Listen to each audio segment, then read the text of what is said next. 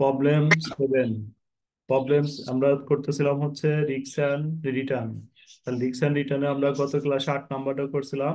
এই 7 নাম্বারটা আমাদের বাদ আছে। 7 নাম্বারটা আজকে আমরা একটু ভালো করে খেয়াল করি, দেখেন। expected return on two stock for particular market return are as follows। তাহলে এখানে দেওয়া আছে আমাদের মার্কেট রিটার্ন এবং স্টক দেওয়া আছে হচ্ছে এ, আর একটা স্টক দেওয়া আছে হলো বি। এটার নাম হচ্ছে রেট অফ রিটার্ন। তাহলে আমাদের দুইটা মান দেওয়া আছে। একটা মান দেওয়া আছে হলো মার্কেট রিটার্ন, আর একটা দেওয়া আছে রেট অফ রিটার্ন। তাহলে রেট অফ রিটার্ন দেওয়া আছে এবং মার্কেট রিটার্ন দেওয়া আছে। এইখান থেকে আমাদের বিটার মান বের করতে বলছে। তাহলে আমরা যদি বিটার বিটার মান বের করার অপশন আমরা শিখছিলাম হচ্ছে দুইটা। একটা শিখছিলাম যে এক্সপেক্টেড রেট অফ রিটার্ন থেকে একটা সূত্র প্রয়োগ করা যায়। এক্সপেক্টেড রেট অফ রিটার্ন সমান সমান আমরা যদি এই সূত্রটা অ্যাপ্লাই করি, দেখেন আর এফ প্লাস হচ্ছে কি বিটা কে এম মাইনাস আর এফ। তাহলে এখানে এই সূত্রটা প্রয়োগ করতে গেলে আমাদের কি লাগবে, আর এফ এর মান বের করতে হবে। কিন্তু এখানে আর এফ এর মানটা আমাদের মিসিং আছে। আরেকটা বিটা সূত্র করছিলাম আমরা। আরেকটা বিটা সূত্র কি পড়ছিলাম মনে আছে আপনাদের? এস বলেন ডি তো। বাই সিগমা এম এস গুণন ডি আর ডিভাইডেড হচ্ছে কি সিগমা এম। এস ডি গুণন আর। ডিভাইডেড সিগমা এম ইন্টু আর। তাহলে এস ডি মানে স্ট্যান্ডার্ড ডিভিয়েশন। তাহলে স্ট্যান্ডার্ড ডিভিয়েশন বের করার কোনো ইনফরমেশন আছে আমাদের এখানে? এটাও নাই। তাহলে আমাদের আরেকটা বিটা, তাহলে যখন এই দুইটার কোনোটাই না থাকবে তখন আমরা বিটাটা বের করব কিভাবে? তাহলে বিটাটা তো অবশ্যই আমাদের নির্ণয় করতে হবে। তাহলে বিটা নিয়ে একটু প্রবলেম আছে এই অঙ্কটার। তাহলে এই অঙ্কের বিটা নিয়ে আমরা কিভাবে বের করব? দুইটার পার্থক্য দিয়ে বিটা বেটা নির্ণয় করব। তাহলে আমাদের কি এক্সপেক্টেড রেট একটা দেওয়া আছে কি মার্কেট রিটার্ন, আর একটা কি দেওয়া আছে আমাদের বলেন? একটা মার্কেট রিটার্ন আর একটা হচ্ছে কি rate of expected rate of return. Expected rate of return, না শুধু রেট অফ রিটার্ন। তাহলে মার্কেট রিটার্ন এবং রেট অফ রিটার্ন এই দুটার সাহায্যে আমরা বিটার মানটা যদি বের করতে চাই তাহলে কিভাবে বের করতে পারবো? তাহলে দুইটার পার্থক্য নিয়ে বিটার মানটা বের করবো আমরা। দুইটার পার্থক্য কিভাবে নিব? যদি আমরা কি খাতায় করে নিব নাকি এমনি বুঝে দিব আমি, বলেন? খাতায় কি করে নেবেন আপনারা? স্যার এমনি বুঝে দিলে হবে। স্যার বুঝে বোঝা দেন। যাচ্ছে? শুধু বুঝে দিলেই হবে? জি স্যার। করে দিলে ভালো হয়।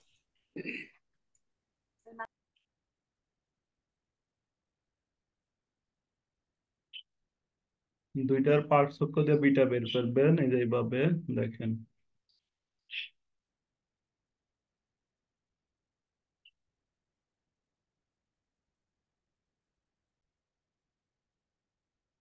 প্রবলেম 7 শীটের 7 নম্বর অঙ্কটা। এখানে দুইটা মান দেওয়া আছে, একটা হচ্ছে মার্কেট রেট অফ রিটার্ন দেওয়া আছে, একটা হচ্ছে rate of return A, rate of return B. তাহলে আমাদের এখান থেকে নির্ণয় করতে বললো calculation of beta for each stock. দুইটা স্টকের আমাদের বিটা বের করতে বলছে। তাহলে আমরা বিটা সূত্র এটা দিব। ওই দুইটার ইনফরমেশন নাই, কারণ ওই দুইটা যদি আমরা প্রয়োগ করতে চাই তাহলে আমাদের কি লাগবে, আর এফ এর মান লাগবে। আর এফ এর মান লাগবে এবং আরেকটা যদি প্রয়োগ করতে চাই তাহলে স্ট্যান্ডার্ড ডিভিয়েশন লাগবে, মার্কেট স্ট্যান্ডার্ড ডিভিয়েশন লাগবে। তাহলে এই মানগুলা নাই। না থাকার কারণে আমরা বিটা সূত্রটা এটা ইউজ করব, highest highest stock return, highest stock return, lowest stock return, আর highest market return minus lowest market return. অথবা কেউ যদি এখানে লিখতে চাই চেঞ্জ ইন রিটার্ন লিখতে পারি। তাহলে হাইস্ট লোয়েস্ট যদি না লিখতে চাই তাহলে লিখতে পারি change in return minus divided হলো change in market return, change in stock return, change in market return. তারপরের লাইনে আপনাকে বিয়োগ করতেই হবে। এজন্য আমি সরাসরি দিয়ে দিছি বিটা সমান highest stock return, lowest stock return, highest market return, lowest market return. তাহলে এবার আমাদের কি করতে হবে, হাইস্ট স্টক রিটার্ন এখানে বসাইছি আমি হচ্ছে কি এ। তাহলে এর ভিতরে আমাদের হাইস্ট স্টক রিটার্নের হাইস্টটা কোনটা, 35। তাহলে আমরা এই যে 35টা লিখছি, পার্সেন্টেজ আছে মানে 0.35 highest stock return. Lowest stock return এর হচ্ছে 0.05। আর নিচে মার্কেট রিটার্ন হাইস্টটা হচ্ছে 22%, তাহলে 22, লোয়েস্টটা হচ্ছে আমাদের 7%, তার মানে 0.07। ক্যালকুলেশন করলে আমাদের এই যে বিটার মানটা বের হয়ে যাবে 2। তাহলে আমরা কি করলাম, highest stock return minus lowest stock return, নিচে হলো highest market return, lowest market return. নিচের দুইটা কিন্তু আমাদের সেম থাকবে, একই থাকবে দুইটার ক্ষেত্রেই। শুধুমাত্র এর ক্ষেত্রে এসে আমাদের উপরেরটা বসবে, যেটা দেখেন এর ক্ষেত্রে এটা বসবে, আর বির ক্ষেত্রে যা উপরে যা বসবে এটা। তাহলে এই সূত্রটা দিয়ে আমরা কি বের করব, বিটার মান বের করতে পারবো। তাহলে বিটা বের করার জন্য আমরা এই সূত্রটা অ্যাপ্লাই করবো, অ্যাপ্লাই করে বিটা বের করব। বুঝতে পারছি কি এটা বলেন? হ্যালো, বিটার মান। স্যার তারপরে 2 নম্বরে কি বলছে, calculation of expected expected return is stock, expected return is stock. তাহলে এখানে কি আমাদের প্রবাবিলিটি দেওয়া আছে, বলেন তো প্রবাবিলিটি দেওয়া আছে কিনা?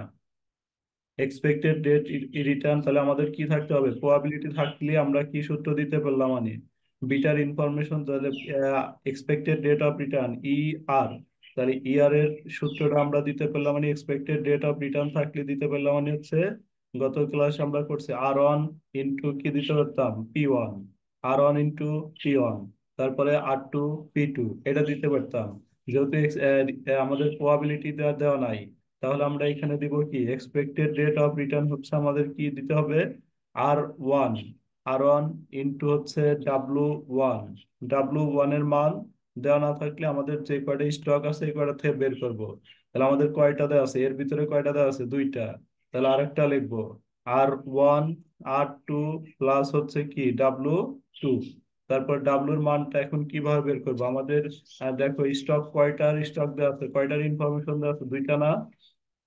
দেখেন দুইটা সিকিউরিটি দেওয়া আছে, তাহলে আমরা কি করব, ডাব্লুর মানটা বের করবো এইভাবে, ডাব্লু সমান 1 ভাগ হচ্ছে 2, 1 ভাগ 2 মানে কত বের হবে, 0.50। যদি তিনটা স্টক যদি তিনটা স্টক থাকতো তাহলে আমরা ডাব্লুর মান বের করতাম 1/3। যদি চারটা ইনফরমেশন দেওয়া থাকতো, stock A B C D চারটা থাকলে ডাব্লুর মান বের করতাম 1/4। ডাব্লুর মান বের করা যাবে, কিন্তু প্রবাবিলিটি পির মানটা বের করা যায় না। এই জন্য প্রবাবিলিটির মান যদি না থাকে, তাহলে আমরা ডাব্লুর মানের সাহায্যে এক্সপেক্টেড রেট অফ রিটার্ন নির্ণয় করব। তাহলে এক্সপেক্টেড রেট অফ রিটার্ন আমাদের কিভাবে হবে, দেখেন এই যে আমরা করলাম determination of expected rate of return. Expected rate of return সমান W1, sorry R1 W1, R2 W2। তাহলে আর ওয়ান এর মান তো আমাদের দেওয়া আছে, এই যে এর ক্ষেত্রে দুইটা মান দেওয়া আছে। R1 হচ্ছে আমাদের 5% ছিল, এজন্য আমরা নিলাম 0.05। W1 দেওয়া ছিল না, এজন্য আমরা এখানে হেয়ার করে বের করছি। আমাদের দুইটা সিকিউরিটি ছিল, এজন্য W1 সমান সমান 1/2, আবার W2 সমান 1/2। দুইটা সিকিউরিটির জন্য আমরা এই মানটা নির্ণয় করে নিছি। তাহলে আমরা কি লিখলাম, R1 W1 R2 W2 দিয়ে তারপরে আমরা ক্যালকুলেশনটা করলাম। তাহলে R1 এর মান কত হবে আমাদের, R1 এর মান হলো এই যে 5%। 5% মানে লিখছি হচ্ছে কত, 0.05। তারপরে W1 আমরা বের করছি কত, 0.50। তাহলে এটা লিখলাম, লেখার পরে আর টু হবে কত, 0.35। 0.35, W2 হচ্ছে আমাদের কত, 0.50 দিয়ে এটা এর ক্যালকুলেশন করলেন। বির ক্ষেত্রে কি করব বলেন তো, বির ক্ষেত্রে কি ক্যালকুলেশন হবে, আর কত ধরতে হবে, 0.09।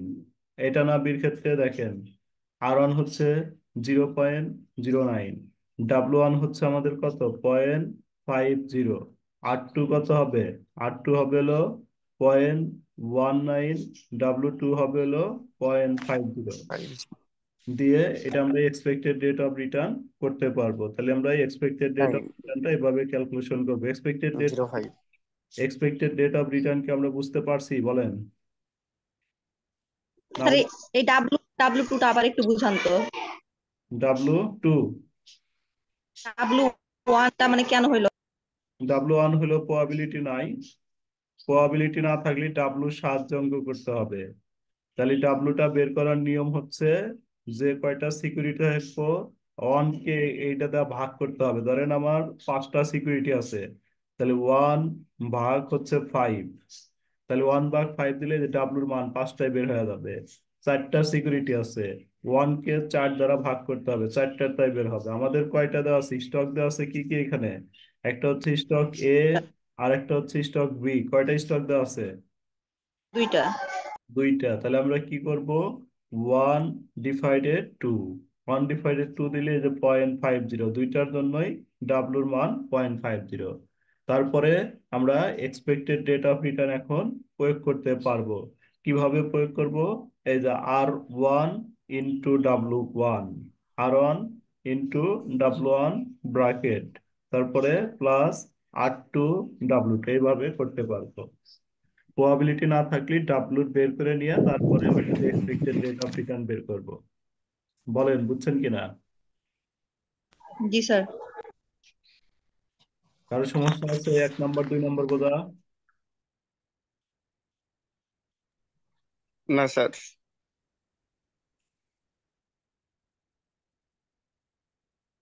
সবাই কি বুঝছেন?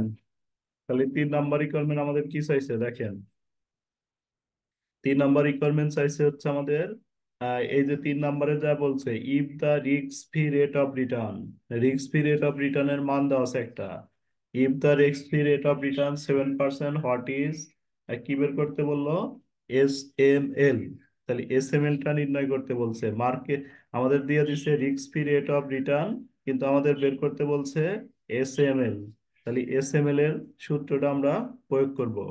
SML এর সূত্র হচ্ছে আমাদের এই যেটা দেখেন এখানে, আপনাকে যে নোট করে দিছি আমি, যে প্রবাবিলিটি না থাকায় ওয়েট, এই ডাব্লুর পুরো নাম হচ্ছে ওয়েট, ওয়েট নির্ণয় করে উক্ত ওয়েট দ্বারা সমাধান করা হলো। আর এখানে বলছে assume is stock has equivalent investment, মানে দুইটাতেই আমাদের যেহেতু দুইটা সমান সমান আছে, এই জন্য 1/2 মানে ইকুইভ্যালেন্ট ইনভেস্টমেন্ট দেওয়া হয়েছে। Requirement C, determination of security market line. Security market line, security market লাইনের সংক্ষিপ্ত নাম হলো SML।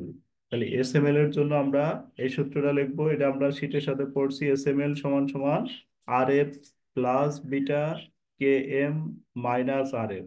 তাহলে এখানে হচ্ছে আমাদের KM টার মানটা হচ্ছে মিসিং দেওয়া আছে। এই KM এর মান হচ্ছে মার্কেট রেট অফ রিটার্ন। তাহলে মার্কেট রেট অফ রিটার্ন আমাদের এখানে দেওয়া নাই। তাহলে মার্কেট রেট অফ রিটার্নটা আমাদের নির্ণয় করতে হবে। এটা নির্ণয় করার জন্য আমাদের দেওয়া আছে একটা মান দেওয়া আছে, মার্কেটের একটা ইনফরমেশন দেওয়া আছে। মার্কেটের একটা মান দেওয়া আছে হচ্ছে আমাদের কি মান দিছে এটা, মার্কেট রিটার্ন। যখন আমাদের মার্কেট রিটার্ন দেওয়া থাকবে, কয়টা সিকিউরিটিটা দেওয়া আছে, দুইটা সিকিউরিটিটা দেওয়া আছে। আমরা এর আগের অঙ্কগুলো করছিলাম, মার্কেট রেট অফ রিটার্ন আমাদের কয়টা দেওয়া থাকে, দুইটা মিলা হচ্ছে আমাদের কয়টা দেওয়া ছিল বলেন? এর আগে যতগুলো অঙ্ক শিখছিলাম, কেএম এর মান আমাদের কোনো কোশ্চেনে আমরা দুইটা পাই নাই। কেএম এর মান প্রত্যেকটা কোশ্চেনে কয়টা থাকে বলেন তো? কেএম এর মান প্রত্যেকটা কোশ্চেনে কয়টা পার্সেন্ট থাকে? মার্কেট রেট অফ রিটার্ন প্রত্যেকটা কোশ্চেনে একটা মান দেওয়া থাকে কেএম এর জন্য।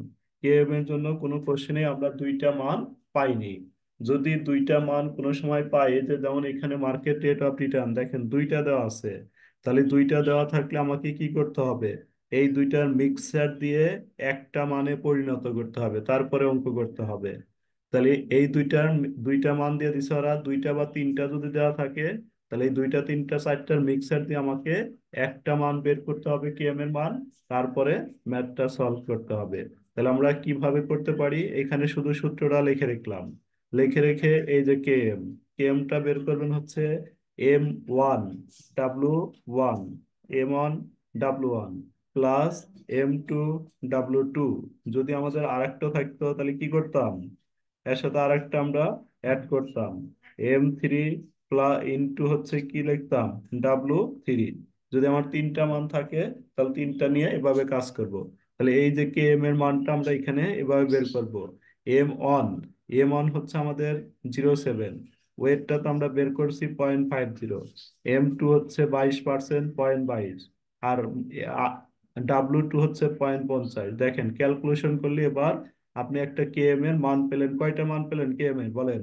এখন কেএম এর মান পেলাম আমরা হচ্ছে এই যে একটা, দুইটা মান মিলে কনভার্ট হয়ে একটা হয়ে গেল না? বলেন তো। হ্যালো? আপনারা কি বুঝতেছেন না বুঝতেছেন না বলেন, কথা বলেন না কেন? স্যার বুঝতেছে। তাহলে এই যে দুইটা মান মিলা কয়টা মান হয়ে গেল, একটা হইলো। তারপরে আমি এখন অঙ্কটা সমাধান করতে পারি। তাহলে আমরা এসএমএল এর সূত্র দিলাম। আর আরএফ এর মান কিন্তু আমাদের কোশ্চেনে বলে দিছে 7%, মানে 0.7। বিটার মান, এর একটা বিটা আমরা 1 নম্বরে বের করছি, বির একটা বিটা আমরা 1 নম্বর রিকোয়ারমেন্টে নির্ণয় করে নিয়েছি। তাহলে এখানে লিখলাম সূত্রটা, লেখার পরে ফর এ আর এফ 7%, 0.07। এর ক্ষেত্রে আমরা বিটার মান বের করছিলাম, এই যে বিটা এ হচ্ছে 2, তাহলে 2 বসাইলাম। কে এম এর মানটা এই যে এখানে নির্ণয় করে নিলেন, তাহলে কে এম এর মান বসাইলাম, আর এফ এর মান বসাইলাম, ক্যালকুলেশন করলে এই পার্সেন্টটা আসলো আমাদের। তারপর আবার বির ক্ষেত্রে আমাদের কিসের মানটা পরিবর্তন হবে বলেন? বির ক্ষেত্রে শুধু এই বিটার মানটা চেঞ্জ হবে। এর বিটা আমরা বের করছিলাম হচ্ছে 2, তাহলে এর ক্ষেত্রে বিটা বসাইছি হচ্ছে দেখেন 2।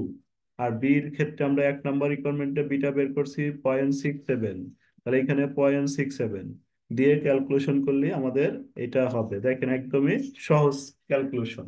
বইয়ের ভিতরে একটু ঘুরে ফিরে ক্যালকুলেশন করছে, এই জন্য আপনাদের বোঝার প্রবলেম হয়েছে এখানে। তাহলে কি আমরা 1 2 3 তিনটা কি বুঝতে পারলাম বলেন?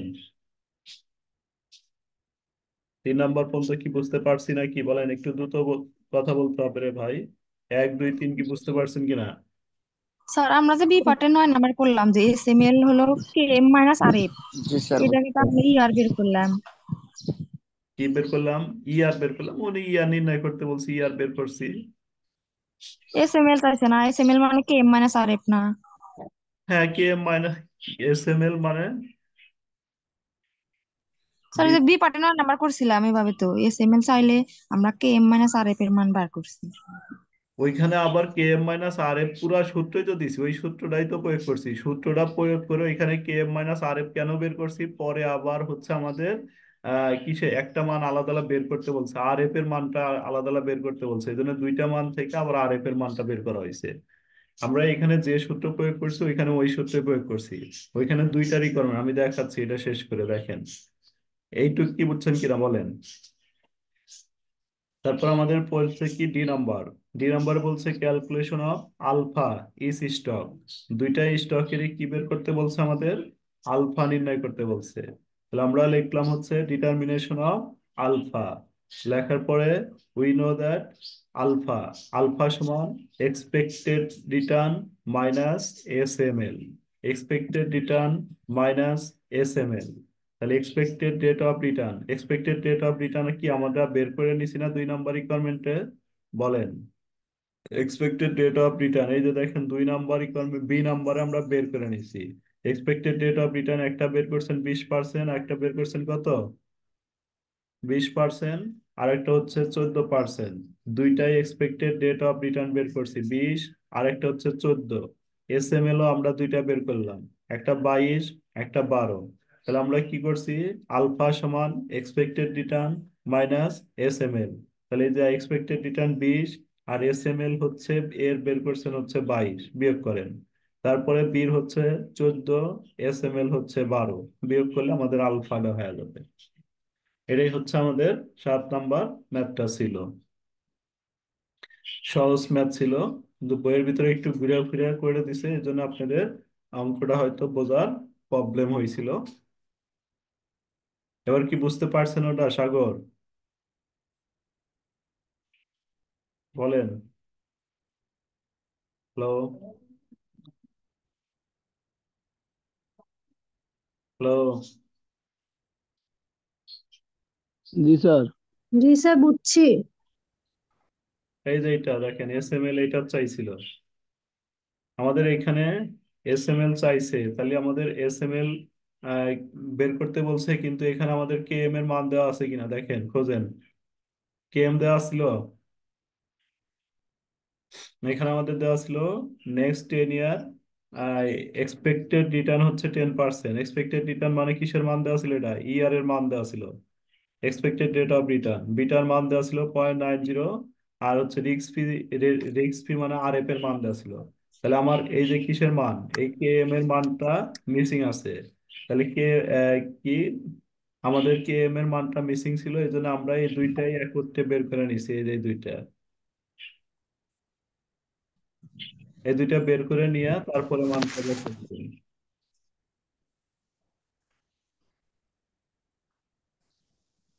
এই যে এখানে আবার দ্বিতীয় রিকোয়ারমেন্ট আমাদের calculation of expected return on market. Expected return on market মানে কিসের মান বের করতে বলছে? এইখান থেকে কেএম এর 2 নম্বরে কেএম এর মান বের করতে বলছে। আর এইখানে আমার আপনার কিন্তু বলে দিছে, খালি এসএমএল বলে নাই। এইখানে আপনার সাথে যে এখানে কি বলছে, স্লোপ অফ এসএমএল বলছো না?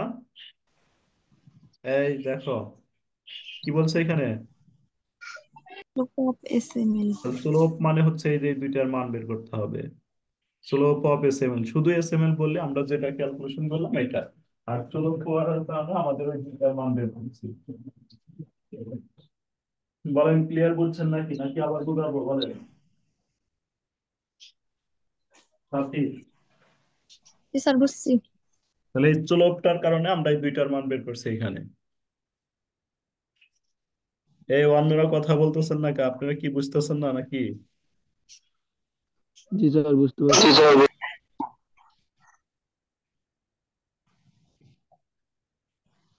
জি স্যার, বুঝতেছি।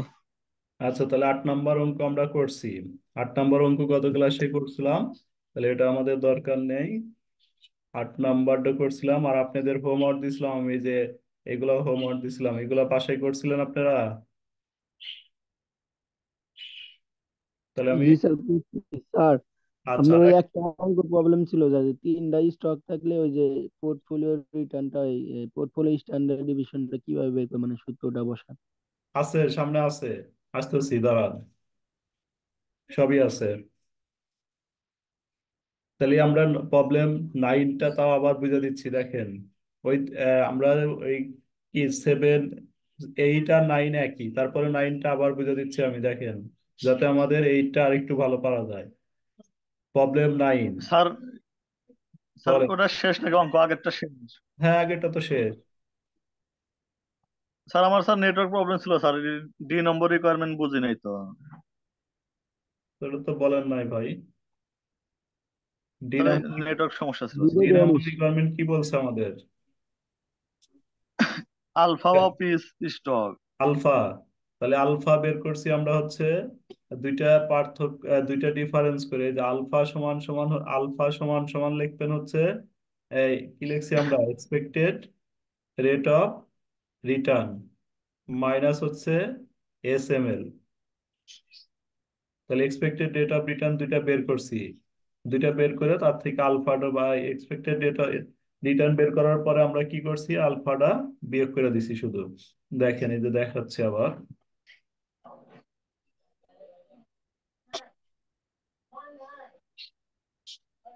এই যে দেখেন, একদমই সহজ এটা। I determination of alpha, we know alpha expected return minus SML. Expected return এর জন্য একটা বের করছেন, বির জন্য একটা বের করছেন, দুইটার জন্য বের করছেন আলাদা আলাদা। এর জন্য 20%, বির জন্য হচ্ছে 14%। আর এসএমএল, এসএমএল হচ্ছে এর জন্য বের করছেন 22%, তাহলে এই যে 22, আর বির জন্য বের করছেন 12.8, এই যে 12.8 দিয়ে এখানে দিয়ে দিলি, শেষ কাজ। বুঝছেন? ডি নাম্বার এইটুকুই, ডি নাম্বার। বুঝতে পারছি স্যার। সাগর, হ্যালো। স্যার বুঝতে পারছি, স্যার বুঝতে পারছি। আচ্ছা ঠিক আছে, তাহলে আমরা এই যে ম্যাথটা বুঝে দিই, তাহলে ওটা আরো বোঝার সুবিধা হবে আমাদের। দেখেন এখানে কি দেওয়া আছে, প্রবাবিলিটি দেওয়া আছে, আর কি দেওয়া আছে, রিটার্ন দেওয়া আছে। তাহলে প্রবাবিলিটি আমাদের দুইটা, তো দুইটাও থাকতে পারে, এটার জন্য প্রবাবিলিটি একটা, এটার জন্য প্রবাবিলিটি আর একটা থাকতে পারে। আর দুইটা মিলে একটাও থাকতে পারে, এটা কোনো সমস্যা না। দুইটার জন্য দুইটা আলাদা আলাদা প্রবাবিলিটি থাকলে আলাদা আলাদা লিখবো, একটা থাকলে একটাই লিখবো। তাহলে এর জন্য প্রবাবিলিটি এটা হবে, বির জন্য প্রবাবিলিটি এটা হবে। 1 নম্বর বলছে আমাদের expected rate of return is stock. তাহলে expected rate of return is stock, আমাদের স্টক আছে হচ্ছে এখানে কয়টা, 4টা। তাহলে 4টার জন্য আমরা কি লিখবো, R1 P1, R2 P2, R3 P3, R4 P4, 4বার লিখলাম। লিখে আমরা এই যে R1 25%, শুধু 25 ধরছি আমি, P1 হচ্ছে 12%, পয়েন্ট 12, তারপরে R2 বসাইছি, P2 বসাইছি, R3 P3 ক্যালকুলেশন করে আমাদের যে মানটা আইছে এই মানটার সাথে সরাসরি পার্সেন্ট দিয়ে দিছি। আর যদি আমি 0.25 লিখতাম, তাহলে আমার মান আসতো হচ্ছে 0.1648, এই মানটা আসতো। যদি আমি কি করতাম, এই যে এখানে যদি 0.25 দিতাম, এইটাকে আবার 100 দ্বারা গুণন করলে আমাদের আসতো হচ্ছে 16.48%। ঠিক আছে? এ- তাহলে আমাদের কিভাবে, কয়টা স্টক আছে এখানে? দুইটা স্টক। একটা স্টক এ, তাহলে এর ক্ষেত্রে বের করবেন একটা, বির ক্ষেত্রে একটা বের করবেন। তারপর স্ট্যান্ডার্ড ডিভিয়েশন। তাহলে স্ট্যান্ডার্ড ডিভিয়েশনের জন্য আমরা একটা কি শিখছিলাম? স্ট্যান্ডার্ড ডিভিয়েশনের জন্য এই যে রুট দিয়ে আমরা করতে পারি। স্ট্যান্ডার্ড ডিভিয়েশন সমান R1 - ER, এর উপরে হোল স্কয়ার ইন্টু P1। তারপরে R2 - ER2 whole square P2। তাহলে কয়বার লিখবেন? 4বার লিখবেন। লেখা R1 হচ্ছে যে 25, ইআর হচ্ছে আমরা এই যে উপরে বের করে নিলাম 16.48, আর P1 হচ্ছে 0.12। আবার আর টু হচ্ছে এটা, ইআর হচ্ছে আমরা এই যে উপরে বের করে নিছি ওইটাই। তারপরে P1, আর থ্রির মান চেঞ্জ করবেন, এক্সপেক্টেড রেট অফ রিটার্নের মান সেম থাকবে, দিয়ে আমাদের ক্যালকুলেশন করলে স্ট্যান্ডার্ড ডিভিয়েশন হবে। তাহলে আমরা একটা ক্যালকুলেশন করে নিতে পারি। ক্যালকুলেশন প্রথমে আমরা এভাবে করব, ব্র্যাকেট দিব। ব্র্যাকেট দিয়ে লিখবো হচ্ছে 25 মাইনাস হচ্ছে কত আছে 16.48, 25 মাইনাস 16.48, এরপরে হলো ক্যাপ 2 দিয়ে সমান সমান দিব। তারপরে গুণন দিব হচ্ছে 0.12। ক্যালকুলেশন করেন তো একটা, গুণন 12 দিয়ে আবার সমান সমান দিব। একটা ক্যালকুলেশন করেন, দেখেন এটা ঠিক আছে কিনা। সবাই দ্রুত গতিতে ক্যালকুলেশন করেন। তাহলে 25 মাইনাস হচ্ছে আমাদের, করতেছেন? হ্যালো? চাইছে হচ্ছে 3 নাম্বার রিকোয়ারমেন্টটা চাইছে হলো ভেরিয়েন্স। তাহলে ভেরিয়েন্স মানে হচ্ছে কি, সিগমা স্কোয়ার বা স্ট্যান্ডার্ড ডিভিয়েশনের উপরে স্কোয়ার। স্ট্যান্ডার্ড ডিভিয়েশনের যে মানটা বের হয়েছে তার উপরে স্কোয়ার করলে ভেরিয়েন্সটা হয়ে যাবে। তাহলে আমাদের ভেরিয়েন্স হচ্ছে এই যে দেখেন বের করে দিছি আমরা, ভেরিয়েন্স সমান সমান স্ট্যান্ডার্ড ডিভিয়েশনের উপর স্কোয়ার। তাহলে স্ট্যান্ডার্ড ডিভিয়েশনের বীর বের করছেন হচ্ছে দেখেন 9.65। তাহলে কি হবে? 9.65 না কত বের হয়েছে? 9.65 হবে এটা না?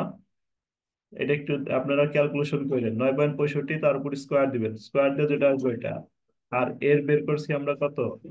এর বের করা হয়েছে আমাদের, দেখেন এর হচ্ছে 8.64।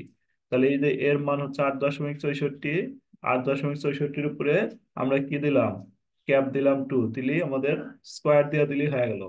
তাহলে আমাদের ভেরিয়েন্স হলো। ভেরিয়েন্সের পরে আমাদের কি চাইছে? Covariance of two stock. তাহলে দুইটা স্টকের কোভেরিয়েন্স নির্ণয় করতে বলছে, যে কোভেরিয়েন্স অফ টু স্টক।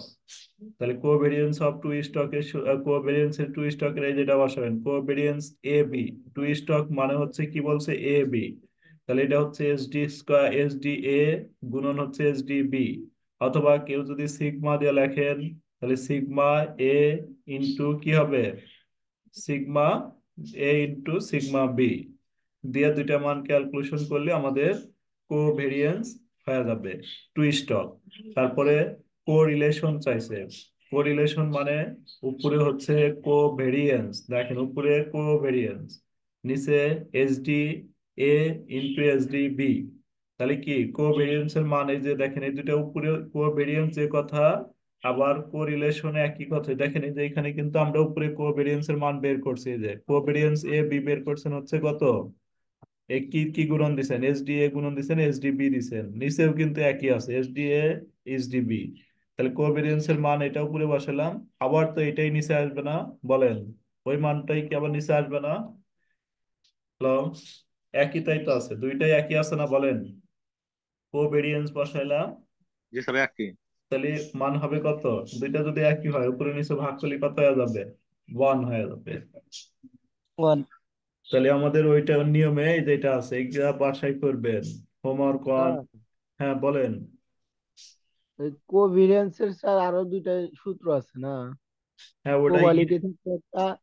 ইয়ার থাকলে ওটা দিবেন, ইয়ার থাকলে নাম্বার অফ ইয়ার আছে, সামনে আছে, আসতেছি দাঁড়ান। আচ্ছা তারপরে আমাদের দেখেন এই যে এটা প্রবলেম 9। প্রবলেম 9-এ বলছে আমাদের স্টেট অফ ইকোনমিক্স আর প্রবাবিলিটি দেওয়া আছে, রেট অফ রিটার্ন। তাহলে আমাদের প্রথম যে রিকোয়ারমেন্টটা চাইছে এটা বলছিল expected rate of return to stock, expected rate of return to stock, মানে দুইটা স্টকের এক্সপেক্টেড রেট অফ রিটার্ন বের করতে বলছে। তারপর আমাদের বলছে standard deviation of two stock, তাহলে দুইটা স্টকের স্ট্যান্ডার্ড ডিভিয়েশন বের করতে বলছে। তারপরে আপনাকে কি বলছে, portfolio standard deviation X and Y assuming those two are equally weight. তাহলে এই যে এখানে আপনাকে পোর্টফোলিও স্ট্যান্ডার্ড ডিভিয়েশনটা নির্ণয় করতে হবে। তাহলে আমরা ম্যাথটা সমাধান করি, পোর্টফোলিও স্ট্যান্ডার্ড ডিভিয়েশনটা কিভাবে করব দেখেন। তারপরে এটাও একই, এই যে দেখেন এইখানে আমাদের এটা থেকে আমাদের 10 নাম্বারটাও একই, 11 নাম্বারটাও একই। 10 নম্বরে আমাদের কি বলছে, প্রবাবিলিটি দেওয়া আছে, রিটার্ন দেওয়া আছে। বলছে মিস্টার খন্দকার হ্যাজ টাকা হচ্ছে 5 লাখ, হি পুট টাকা হচ্ছে 3 লাখ স্টক এক্স। মিস্টার খন্দকারের 5 লক্ষ টাকা বিনিয়োগ করছে, তার মধ্যে স্টক এক্স এ দিছে, এক্স এ হলো 3 লাখ, আর বাকি আছে কত, এক্স এ 3 লাখ, জি লাখ। বাকি 2 লাখ টাকা। এথ হচ্ছে 3 লাখ টাকা দিল, বাকি 2 লাখ বিট দিব, দিয়ে আমাদের বলছে expected return and standard deviation এই যে পোর্টফোলিও। তাহলে ওইখানেও যা করা লাগবে এখানেও তাই করতে হবে, portfolio expected rate of return, portfolio standard deviation. তারপর আমাদের যেটা আছে দেখেন 11 নাম্বার, 11 নাম্বার 11 নাম্বারেও সেম আছে আমাদের। 11 নম্বরে এই 11 নাম্বারটা পড়লে আমাদের পোর্টফোলিওর যত ইনফরমেশন আছে সব ইনফরমেশন এটার ভিতরে আছে। দেখেন 11 নাম্বার ম্যাথটা যদি আমরা করি, যাবতীয় ওইগুলা ম্যাথ আমরা এমনি করতে পারবো। তাহলে আমাদের দরকার হচ্ছে 11 নাম্বারের সমাধান, 11 নাম্বার সমাধান করলে এই দুইটা এমনি করা যাবে। ঠিক আছে, তাহলে 11 নাম্বারটা আমরা যদি সমাধান করি, নাকি সবগুলোই করাবো বলেন? 11 করে দিই, যদি ওই দুইটা না পারেন পরে আবার ফের করাবো, নাকি বলেন? জি স্যার, 11 করে দেন। 11 করতে তো আমাদের সময় লাগবে হচ্ছে 1 ঘন্টা।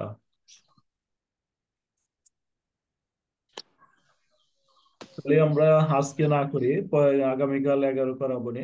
আগামীকাল আমরা 11 নাম্বারটা দেখাবো। 11 নাম্বার করার জন্য আমাদের সূত্রটা, এই যে এই পোর্টফোলিও সূত্রগুলো পড়বেন, পোর্টফোলিও স্ট্যান্ডার্ড ডিভিয়েশনের যে সূত্রগুলো আমাদের শিটে দেওয়া আছে। আমাদের কিন্তু কি 9 থেকে একই, 9 নাম্বারও যা, 10 নাম্বারও তাই, 11 নাম্বারও তাই। আর আপনারা যে পর্যন্ত আমি করাইলাম এই পর্যন্তর ভিতরে যদি কোনো সমস্যা থাকে তাহলে গ্রুপে পিক দিবেন। পোর্টফোলিওটা বাদ দিয়ে, পোর্টফোলিওটা আমি নেক্সট ক্লাসে করে দিব আপনাদের। তাহলে পোর্টফোলিও বা ব্যতীত যার যেটা প্রবলেম আছে ওইটা আমরা গ্রুপে পিক দিব। আর পোর্টফোলিও যদি আমাদের দেখেন, এই যে পোর্টফোলিও স্ট্যান্ডার্ড ডিভিয়েশন বের করতে বললে আপনার কি কি দরকার, পোর্টফোলিও স্ট্যান্ডার্ড ডিভিয়েশন নির্ণয় করতে বললে আপনাকে কি প্রথমে দেখেন সিগমার মান দরকার হবে না? Portfolio standard deviation, portfolio standard ডিভিয়েশনের জন্য আপনার সিগমার মান দরকার হবে, এই যে সিগমা। তাহলে আমাদের শুধু স্ট্যান্ডার্ড ডিভিয়েশনে নির্ণয় করতে হবে, এটা যদি চাই শুধু পোর্টফোলিও স্ট্যান্ডার্ড ডিভিয়েশন চাইলো তার মানে আমাকে সিগমা বের করতে হবে। ধরেন আমার দুইটা রিকোয়ারমেন্ট চাইছে, একটা রিকোয়ারমেন্ট চাইছে হচ্ছে portfolio expected rate of return, একটা রিকোয়ারমেন্ট কি portfolio expected rate of return, আর একটা চাইলো হচ্ছে আমাদের পোর্টফোলিও স্ট্যান্ডার্ড ডিভিয়েশন। এই দুইটা রিকোয়ারমেন্ট চাইছে, এই দুইটা রিকোয়ারমেন্ট চাইলে আপনাকে কি করতে হবে, পোর্টফোলিও এক্সপেক্টেড রেট অফ রিটার্নের সূত্র আমরা কি পড়ছিলাম বলেন তো? Portfolio expected rate of return সূত্র কি পড়ছিলাম, কারো মনে আছে? স্যার তাহলে আর আর না, ই আর এ, এক্সপেক্টেড রিটার্ন স্যার। পোর্টফোলিওটা পড়ছিলাম হচ্ছে ই আর এ, ই আর হলো যে এখন ডাব্লিউ। হচ্ছে ডাব্লু এ, এইভাবে চলতে থাকবে ই আর বি ডাব্লু বি। আর হচ্ছে এইখানে দেখেন আমাদের স্ট্যান্ডার্ড ডিভিয়েশন। তাহলে আমরা যদি এই দুইটা রিকোয়ারমেন্ট বের করি তাহলে এইটার জন্য কি আমাকে শুধু এক্সপেক্টেড রেট অফ রিটার্ন বের করতে হবে না বলেন? পোর্টফোলিও এক্সপেক্টেড রেট অফ রিটার্নের জন্য আমাদের কি শুধু এক্সপেক্টেড রেট অফ রিটার্ন কি নির্ণয় করতে হবে না? জি স্যার। কারণ এই যে এখানে যখনই বের করবেন তখন এক্সপেক্টেড রেট অফ রিটার্নের মানটা আপনার দরকার হবে। আবার পোর্টফোলিও স্ট্যান্ডার্ড ডিভিয়েশন যখন নির্ণয় করবেন, পোর্টফোলিও স্ট্যান্ডার্ড ডিভিয়েশন নির্ণয় করতে গেলে আপনাকে শুধু স্ট্যান্ডার্ড ডিভিয়েশনের মান বের করতে হবে। তার মানে এই দুইটা রিকোয়ারমেন্টের সাথে এই দুইটা জড়িত। যদি আমাদের একটা রিকোয়ারমেন্টই চাই, এটা চাই, তাহলে এটা চাইলে পরে আমরা প্রথমে এক্সপেক্টেড রেট অফ রিটার্ন বের করবো, তারপর portfolio expected rate of return বের করবো। আর যদি শুধু পোর্টফোলিও স্ট্যান্ডার্ড ডিভিয়েশন চাই, তাহলে আগে স্ট্যান্ডার্ড ডিভিয়েশন বের করবো, তারপরে পোর্টফোলিও স্ট্যান্ডার্ড ডিভিয়েশন বের করবো। ঠিক আছে? আর যদি দুইটাই চাই, দুইটা চাইলে পরে আমাদের কয়টা বের করতে হবে? দুইটাই যদি চাই কয়টা বের করতে হবে বলেন? 4টা স্যার। দুইটা চাইলে 4টা বের করতে হবে। আর এই সূত্রটা কিন্তু আমাদের সহজ, sigma square A W square A, তাহলে sigma square A W square A, এইভাবে আবার 3টা থাকলে 3বার হবে, sigma square B W square B, তারপরে 2 W A W B covariance A B. তাহলে এই স্যার এই জায়গায় আবার W A sigma B Y কখন? কোথায়? তাহলে টু এখানে into W A W B. জি স্যার, ওইখানে আবার সিগমা বি থাকে অনেক সময় দেখি। ওইটা হচ্ছে যে কোভেরিয়েন্স এর ভিতরে নির্ণয় করা হয়, ওইখানে না দিলেও চলবে। এই কোভেরিয়েন্স এর মধ্যে আমরা বের করে নিব ওটা, এই যে এটাতে বের করে নিলেই চলবে। ঠিক আছে? যখন তো কোভেরিয়েন্স এ বি বের করে নিব তখন হ্যাঁ, তো বের আমি করে নিলে এটার ভিতরে আপনি ওইটা পাওয়া যাবেন, তাহলে আর আপনার ওইটা লেখা লাগবে না। আর যদি ওইটা দেওয়া থাকে তখন আমার সিগমা দেওয়া লাগবে স্যার। দেওয়া থাকলেও আমি ওইটার সাহায্যে কোভেরিয়েন্স বের করব, বের করে একটা সূত্রে প্রয়োগ করব, কোভেরিয়েন্সটা আলাদা আলাদা বের করে নিয়ে তারপরে এই সূত্রে বের করব, দেওয়া যদি থাকে তাও। ধরুন কোভেরিয়েন্স এর মান স্যার দেওয়া থাকলো 0.75, তখন পয়েন্ট কোথায়, তাহলে তো আমাদের কোনো সমস্যাই নাই। কোভেরিয়েন্সের মান জি, যদি দেওয়া থাকে 0.75, তাহলে তো দেওয়াই আছে। আবার কোনো তখন তো স্যার আমরা ওই যে সিগমা ও- এ স্কয়ার সিগমা বি দিমু। না, দরকার নাই, দেওয়া ওইটা তো বের করাই আছে। আচ্ছা, স্যার করে দিব বইয়ের নি, মধ্যে তো অনেক সময় দেওয়া আছে। করে দিব নি, সমস্যা নাই। পরের ক্লাসে আপনারা সমস্যাগুলো গ্রুপে পিক দেন, যেগুলো সমস্যা জি থাকে। স্যার।